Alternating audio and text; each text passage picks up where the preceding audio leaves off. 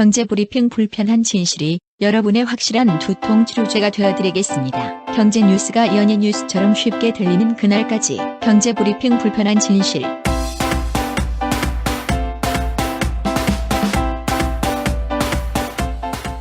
경제브리핑 불편한 진실 2월 24일 순서 시작하겠습니다. 네이버랑 카카오에 들어가 봤더니만요. 실시간 검색어 1위가 뭔지 아세요? 현재. 박근혜 대통령? 박 대통령 아니시고요. 필리버스터라고 들어보셨어요? 뭐 블록버스터 뭐 그런 거 아니에요?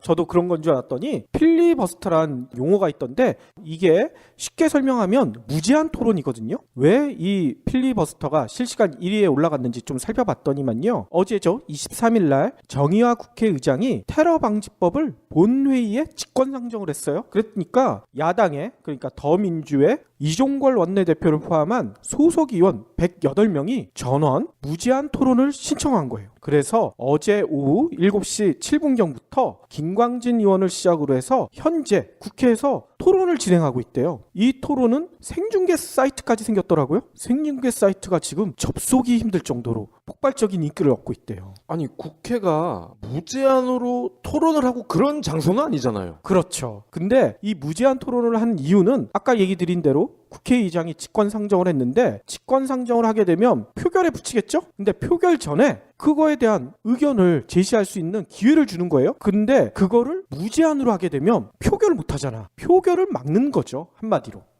지쳐서 떨어져 나가게 하겠다. 그게 아니라 이 국회 회기가 있잖아요. 네. 회기가 끝날 때까지 토론을 하겠다는 얘기예요. 필리버스터는 이렇게 돼 있대요. 소수파가 다수파의 독주를 막기 위해서 장시간 연설, 신상 발언, 또 동의안, 수정안이 연속적인 제의, 출석 거부, 총퇴장 뭐 이런 식으로 하면서 의사 진행을 고의적으로 방해하는 행위다. 이렇게 정의가 돼 있어요. 개정된 국회법에는요. 본회의에 부의된 의견에 대해 제적위원회 3분의 1 이상이 무제한 토론을 요구하는 요구서를 의장에게 제출하면 의장은 해당 안건에 대해 무제한 토론을 실시해야 한다. 이렇게 돼 있대.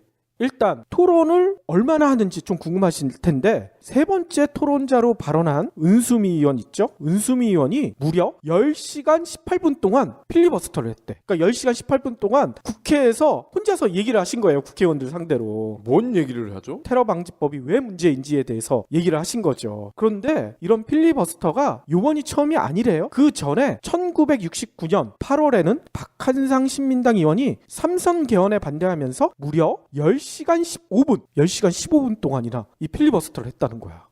이건 꼭 그런 거 같아요. 왜 가끔 CJ부나 이런 데서 잠 안 자고 영화 보기 대회 이런 거 하잖아. 그런 거랑 비슷할 수도 있죠. 네, 요거는 계속 혼자 얘기하면서 서 있기 대회 이런 거 같은데요. 그럴 수도 있고요. 또 돌아가신 김대중 전 대통령도 1964년 4월 20일에 5시간 19분이나 필리버스터를 했대요. 김대중 대통령이 이때 필리버스터를 한 이유는 동료인 김연준 의원이 구속동의안이 상정이 된 거야. 그러니까 이 구속동의안 표결을 막기 위해서 김 전 대통령이 나선 거죠. 근데 놀랍게도 미국에서는 대선 주자들이 이 필리버스터로 뜬 사람이 많대요. 뭔 얘기냐면 우리가 여러 번 말씀드렸던 버니 샌더스 의원 있죠. 요즘 힐러리를 추격하고 있는 그분이잖아요. 민주당 유력 대선 후보로 돌풍을 일으키고 계신 분인데 이 샌더스 의원이 2010년에 부자들에 대한 세금 감면 연장안을 막기 위해서 무려 8시간 30분이나 발언을 했대. 필리버스터를 하신 거죠. 그래가지고 버니 샌더스 의원이 이 필리버스터를 하기 전까지는 진짜 무명이었어요. 상원의원이긴 했지만. 근데 이 필리버스터를 하는 동안에 우리나라 아까 생중계 웹사이트 난리가 났다고 했잖아요. 이때도 마찬가지였다는 거야. 미국에서 아니 도대체 샌더스 의원이 어떤 사람이지? 다들 찾아본 거죠. 8시간 30분이나 도대체 뭔 얘기를 하는지 궁금할 거 아니에요. 그러면서 이번에 대선 유력 주자로 나오게 된 거고 정치 전문가들은 이렇게 평가하시는 분들도 계시더라고요. 만약에 2010년에 버니 샌더스 의원이 필리버스터를 안 했었으면 이번에 대선 후보로 나오지 못했을 수도 있다. 이렇게 얘기하시는 분들도 계셔요. 그러면 은수미 의원이 나중에 대선 후보로도 나올 수 있다. 그렇게 예상을 해도 되겠네요? 근데 버니 샌더스 의원은 그때 혼자서 하셨던 거고 지금 더민주에서 하고 계신 거는 108명 국회의원 전원이 돌아가면서 하시겠다는 거예요. 워낙 시간이 기니까. 왜냐하면 이번 국회 회기가 3월 10일까지래요. 아이고야. 3월 10일까지 그걸 계속 하겠다는 거야. 막기 위해서. 근데 제가 이 정치를 너무 몰라서 드리는 질문인데요. 그럼 국회의장이나 여당 의원들은 그거를 제재할 수 있는 방법이 전혀 없나요? 제적위원회 3분의 1 이상이 무제한 토론을 하겠다 요구서를 내면 국회의장은 무제한 토론을 실시해야 한다. 실시해도 된다가 아니라 해야 한다로 돼 있어요. 그런데 오늘 박근혜 대통령이 또 한 말씀 하셨죠. 청와대에서 올해 첫 경제자문회의 이거를 주재하시면서 뭔 얘기를 했냐면 이게 다 경제 살리기와 연관되는 일인데 여러 가지 신호가 그러니까 테러 신호가 지금 우리나라에 오고 있는데 테러 방지법을 가로막아서 어떻게 하겠다는 이야기냐 이렇게 신랄하게 야당을 비판을 했어요. 이거에 대해 필리버스터를 제일 먼저 했었던 김광진 의원은 뭐라고 얘기했냐면 정 의장이 직권상정한 국가 비상사태는 테러 경보 단계로 심각 상태인데 그렇다면 현재 관련 공무원들이 모두 비상근무를 하고 있거나 테러 유형별 사건대책본부를 마련해야 한다. 또 여당은 물론 제1야당의 대표에 대한 경호도 강화돼야 한다. 그런데 현재 전혀 그런 움직임이 없지 않느냐. 어떻게 이게 국가 비상사태라고 얘기를 하는 거냐. 이렇게 비난을 한 거죠. 맞는 말이죠. 아무튼 테러 방지법이 경제 살리기와 관련이 있다는 박 대통령의 주장. 테러 방지법은 그런 거와 관련 없이 국민 감시법이다. 이런 야당의 주장. 여러분들은 어느 거에 더 동의하시나요?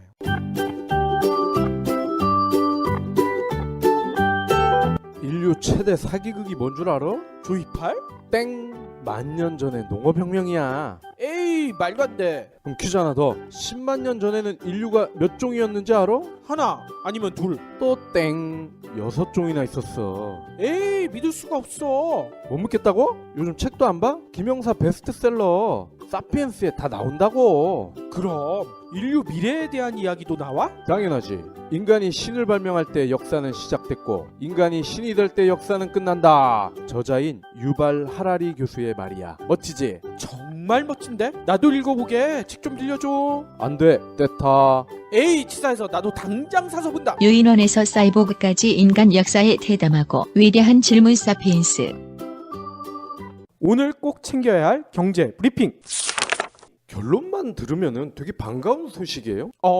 기뻐해도 되나요? 도시가스 요금이 10% 가까이 내려가니까 그래요? 좋은 거 아닙니까? 그렇죠. 가스 요금 장난 아니잖아요. 그렇죠. 3월 1일부터 도시가스 요금이 지금보다 평균 9.5%가 내려가는데요. 산업통상자원부가 최근 새누리당과 협의를 해서 이 같은 내용의 도시가스 요금 인하 계획을 확정했다고 오늘 새누리당 김정훈 정책위 의장이 밝혔어요. 그래서 전국 1660만 가구에서 도시가스를 쓰고 있다고 합니다. 거의 2천만 가구 가까이 되네요. 엄청나게 많네요. 월 평균 요금이 지금보다 3,300원 정도 절감이 될 것으로 보입니다. 근데 문제는 3월 1일부터예요.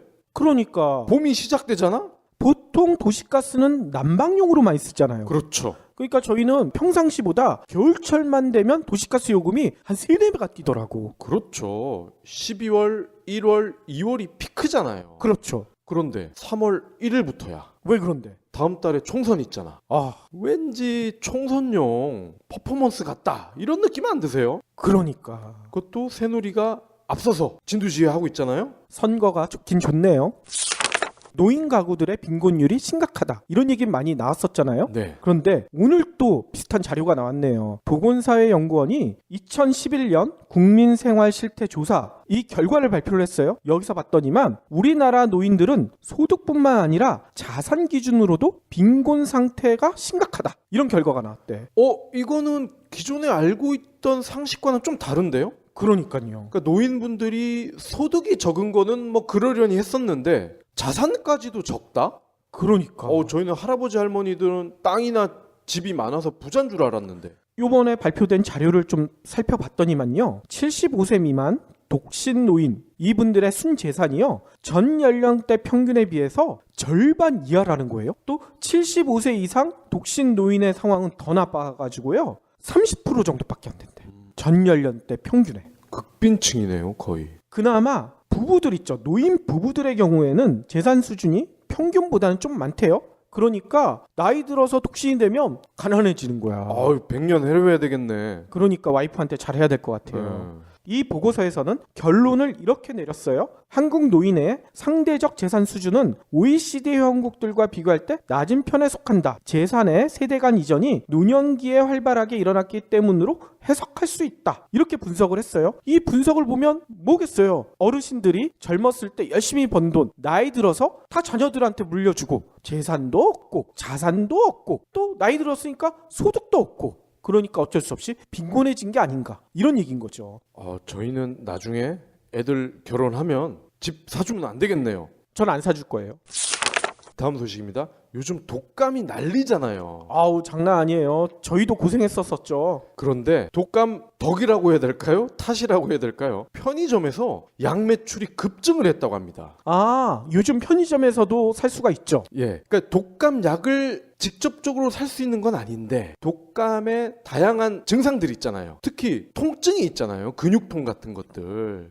무지 아프더라고요. 예, 그리고 감기, 고열. 근데 편의점에 가면 열 떨어지게 하고 통증 줄이게 하는 이런 일반 상비약이라고 하잖아요. 이런 것들을 팔고 있습니다. 그래서 CU가 오늘 자료를 내놨는데요. 이런 의약품의 매출이 1년 전과 대비해서 53%나 늘었다는 거예요. 우와, 이러면 약국들 어떻게? 근데 시간대가 중요하잖아요. 봤더니 약국과 병원이 문을 닫는 주말 그리고 평일인 경우에는 오후 8시 이후에 불티나게 팔렸다는 거죠.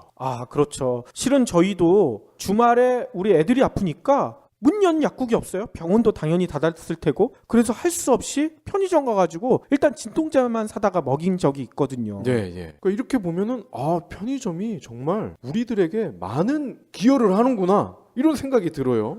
근데 또 한 가지 좀 불편함은 있어요. 이 약을 진짜 우리한테 먹여도 되는가. 원래 약국에서는 물어볼 수가 있잖아요. 그렇죠. 우리 애가 몇 살이고 증세가 어떠니까 이 약 먹여도 돼요? 물어볼 수가 있는데 편의점 알바생한테 그걸 물어볼 수가 없잖아. 맞습니다. 편의점 알바생은 파는 것만 하는 거지 전문가가 아니기 때문에 이 약 어디가 좋아요? 나빠요? 이런 거 물어보시면 안 됩니다. 한 대 맞을지도 몰라요.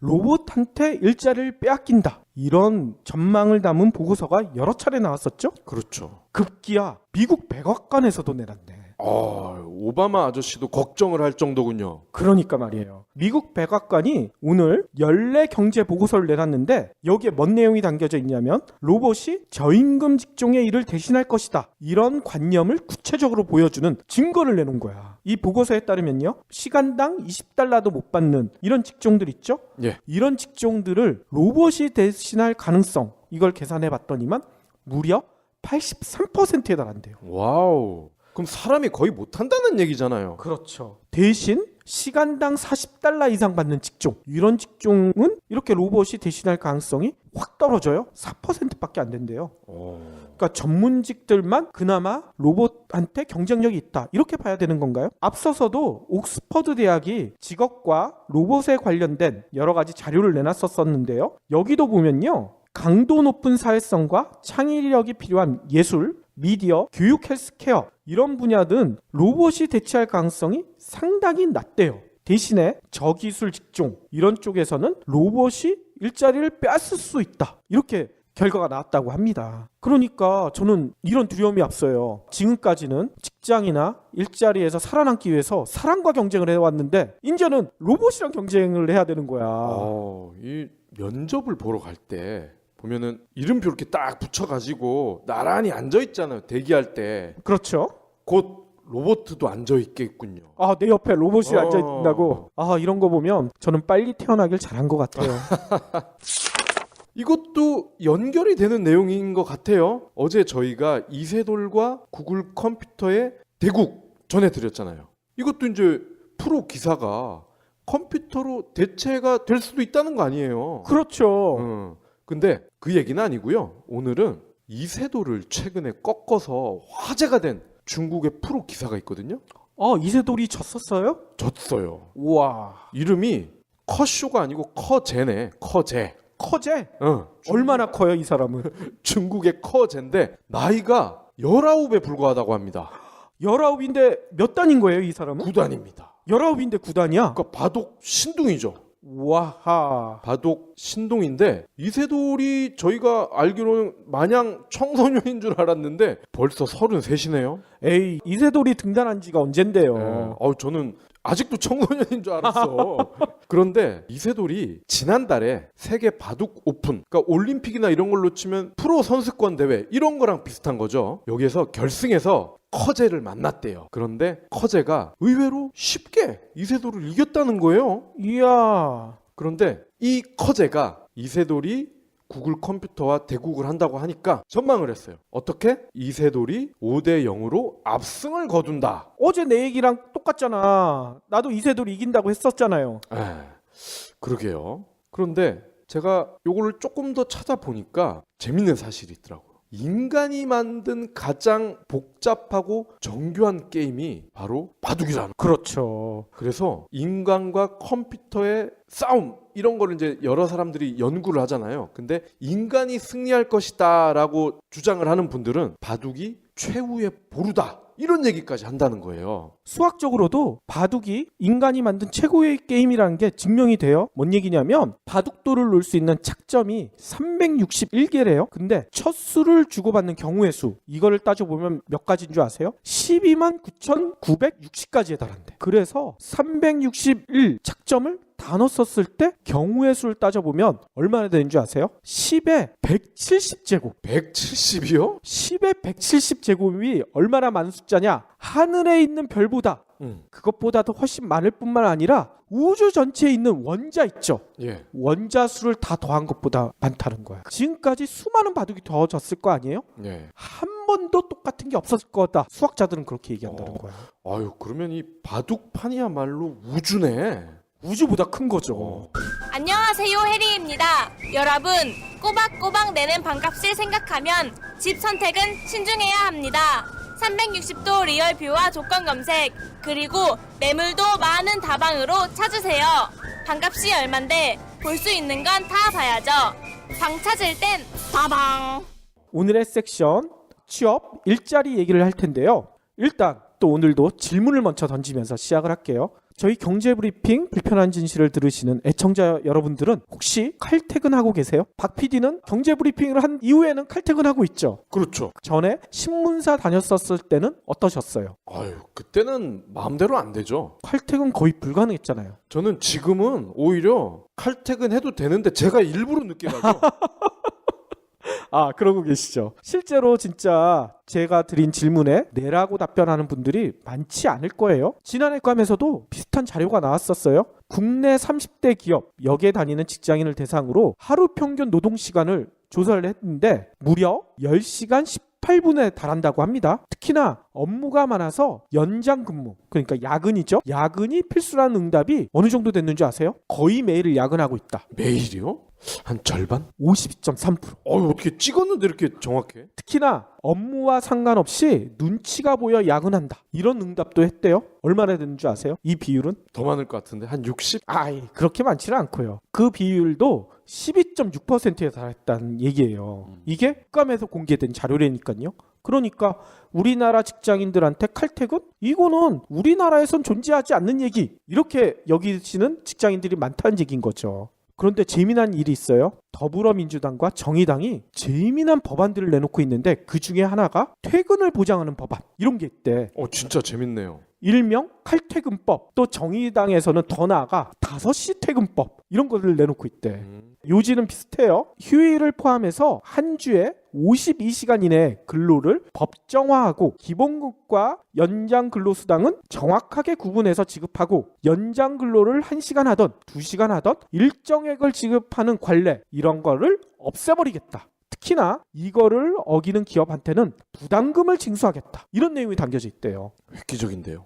획기적이긴 하죠. 근데 문제는 이런 칼퇴근법 5시 퇴근법이 만들어졌었을 때 현실성이 과연 있느냐. 우리나라 직장인들은 현실성이 없다고 대답하는 사람이 의외로 많대요. 왜냐하면 칼퇴근법을 더 뛰어넘는 법이 있잖아. 근로기준법. 근데 근로기준법이 현실적으로 잘 지켜지고 있나요? 그렇지 않죠. 그렇죠. 그러니까 근로기준법도 안 지키는 회사가 칼퇴근법이 만들어진다고 지킬까? 이렇게 의심을 한다는 거예요. 물론 칼퇴근법을 발의한 더불어민주당의 장하나 의원은 이런 얘기를 해요. 일단 현실성 문제에 대해서는 IT 기술을 활용하면 충분히 가능하다. 뭔 얘기냐면 GPS 있잖아요. 요즘 웬만한 스마트폰에 다 들어가 있죠. GPS는 위치를 확인할 수가 있잖아. 예. 그러니까 스마트폰 어플리케이션에 그 기능을 넣어가지고 근로자들이 실제로 출근을 언제 하고 퇴근하고 이게 다 기록으로 남길 수가 있잖아. 이걸 가지고 야근을 많이 시키는 그런 회사 잡아낼 수 있다는 거죠. 그러면 전화기를 집에다 놓고 오라고 할 것 같은데 부장들이? 부장들이 응. 뭐 그럴 수도 있겠죠. 실제로 장하나 의원이 이런 앱을 통해 가지고 회사의 불법적인 야근을 없앨 수 있다고 하니까 한 직장인이 그런 얘기를 했어요. 아니 그것도 꼼수가 분명히 있을 것이다. 박 PD 얘기 같은 꼼수가 충분히 가능하겠죠. 제가 부장이라면 그렇게 합니다.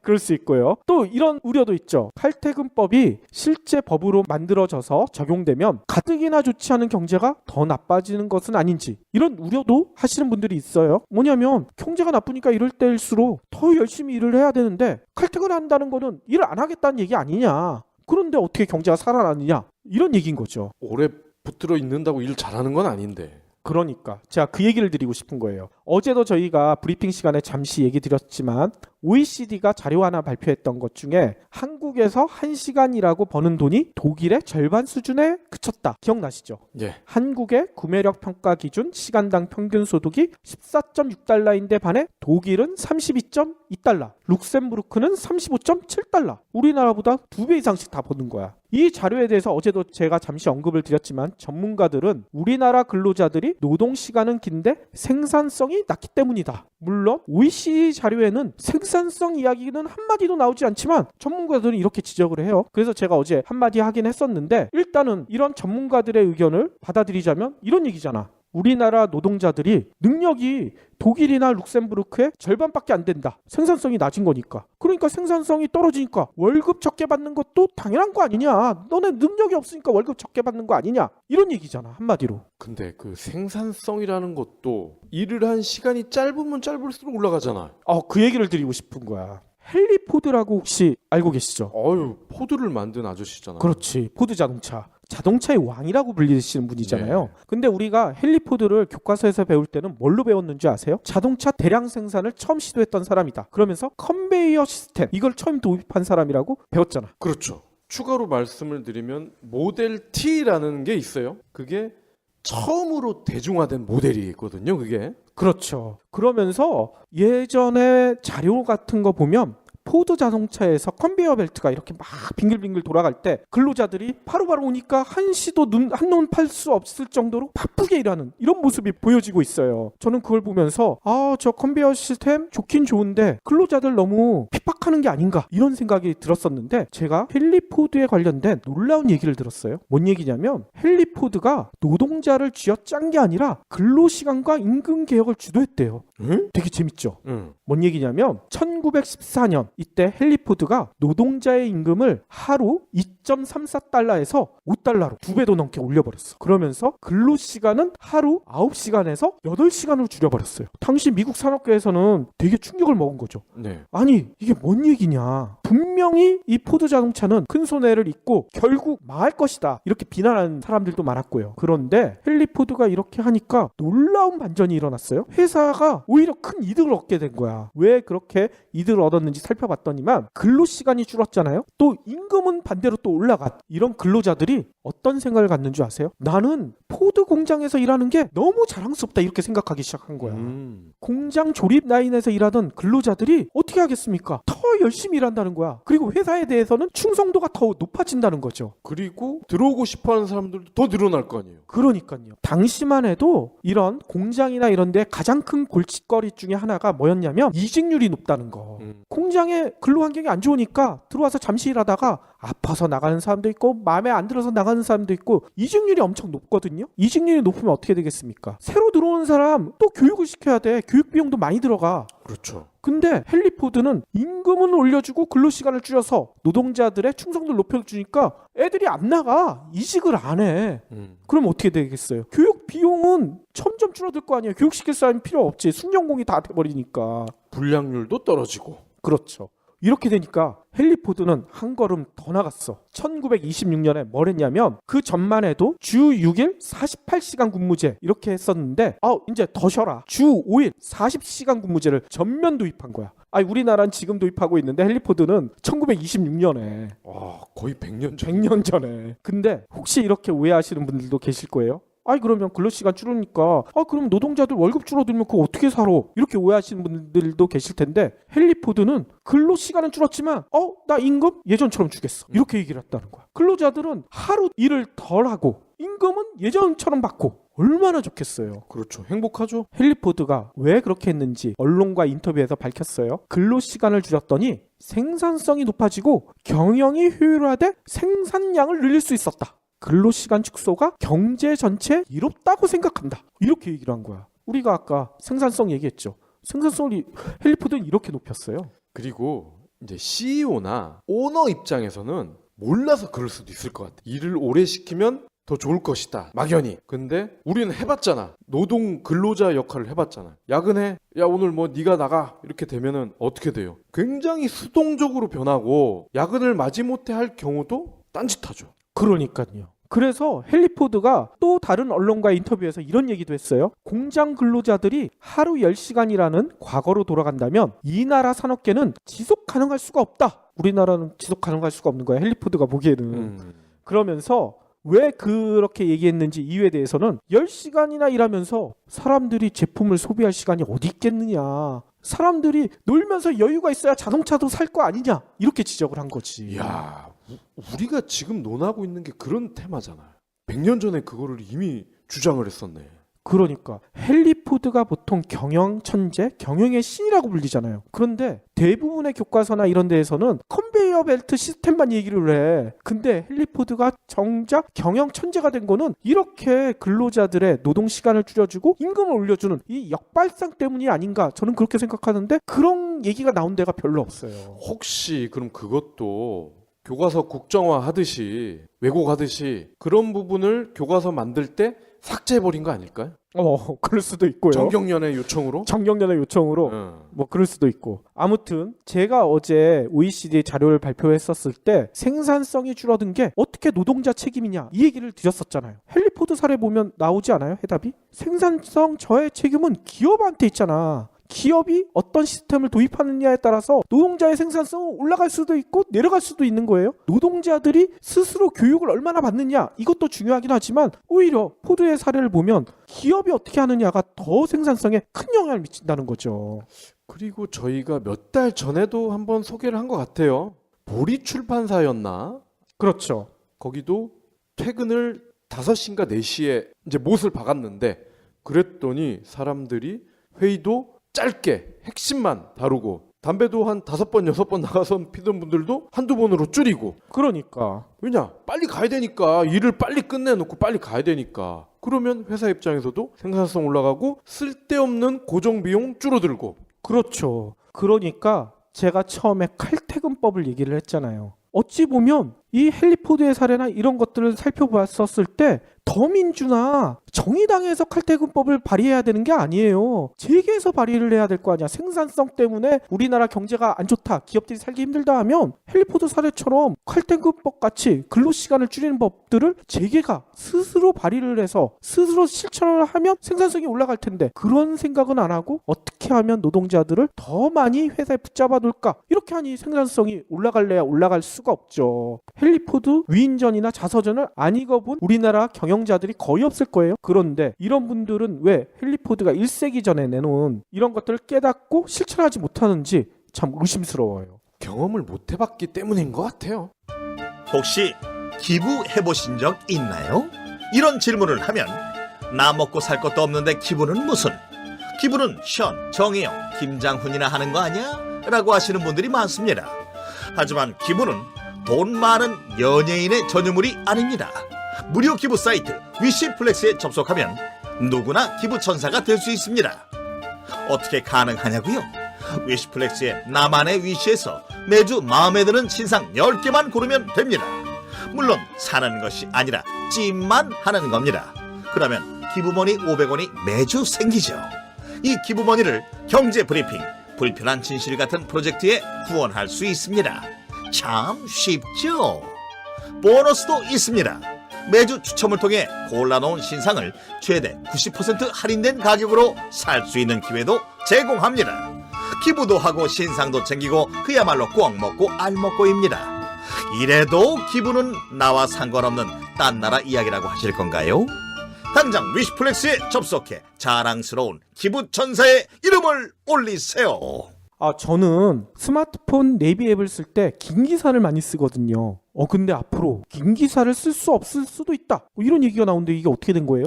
정확히 말씀을 드리면요. 24일 카카오에서 카카오 내비를 내놨어요. 근데 이게 갑자기 하늘에서 떨어진 게 아니라 김기사 있잖아요. 원래 있던. 그 김기사를 이름을 카카오 내비로 바꾼 거예요.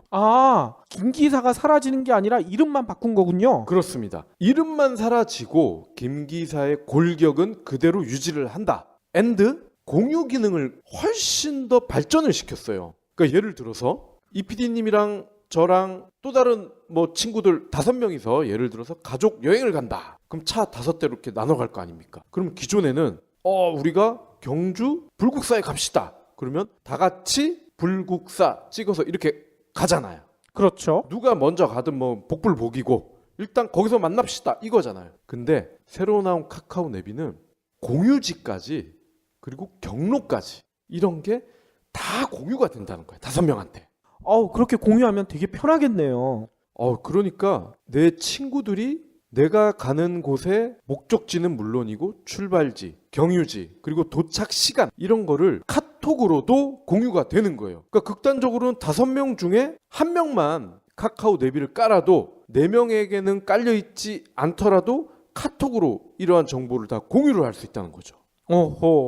그리고 예전에 김기사 버전에서는 경상도 사투리, 전라도 사투리, 연예인 목소리, 심지어 뽀로로가 등장하는 그런 음성 안내 들어보셨어요? 그렇죠. 개그맨도 있었던 것 같은데요. 네, 이거를 유료로 팔았었잖아요. 이 목소리를. 근데 오늘부터는 이게 다 무료로 풀립니다. 무료로 다운받을 수 있군요. 네. 자, 그럼 이렇게 김기사가 사라지고 카카오 내비가 새롭게 등장을 했는데 얼마 전에 카카오가 포털 다음과 정식으로 이제 통합을 하면서 그 얘기를 했어요. 아니 포털 다음이라고 하지 말고 포털 카카오로 하지 왜 다음으로 그냥 놔두냐 그랬더니 다음의 포털로서의 어떤 추억과 대명사적인 역할을 고려를 했을 때 다음으로 가는 게 좋을 것 같다 이렇게 얘기를 했었단 말이죠. 그런데 오늘 보세요. 당장 김기사가 카카오 내비로 이름이 바뀌어버렸어. 결국은 포털 다음도 포털 카카오로 변할 수가 있다 이 얘기 아니에요? 시간 문제란. 저희가 카카오와 다음이 합병했었을 때 전망을 했었잖아. 결국은 다음이란 이름은 사라질 수도 있을 것이다. 이 전망이 맞네. 네. 그리고 저는 더 걱정이 되는 거는 사실 이름만 바뀌는 거는 크게 문제가 되지 않을 수도 있는데 그 이름이 바뀜으로 인해서 원래 다음에 몸담았던 직원들 있잖아요. 토종 다음 직원이라고 표현을 하자고요. 이들이 과연 통합 카카오 법인에서 건재할 수 있을까? 그게 걱정이 되는 거예요. 제가 처음 다음이라는 브랜드를 접했었던 게 예전에 드라마 아시죠? 카이스트란 드라마. 카이스트 드라마에 다음이 등장을 해요. 그때 한참 뜨는 기업으로 등장을 하더라고. 그때도 그게 아마 PPL 비슷하게 나왔던 것 같아. 다음이란 업체가 이제 IT 산업을 선도하겠구나 이렇게 예상을 했었는데 특히나 그때 돌아가신 이은주 씨가 아주 매력적으로 나왔죠. 상당히 반가웠었는데 그런 다음에 대한 추억도 사라지는 게 좀 아쉽다는 생각이 들어요. 아무튼 다음이 어떻게 될지 진짜 궁금하네요. 다음에 알겠죠.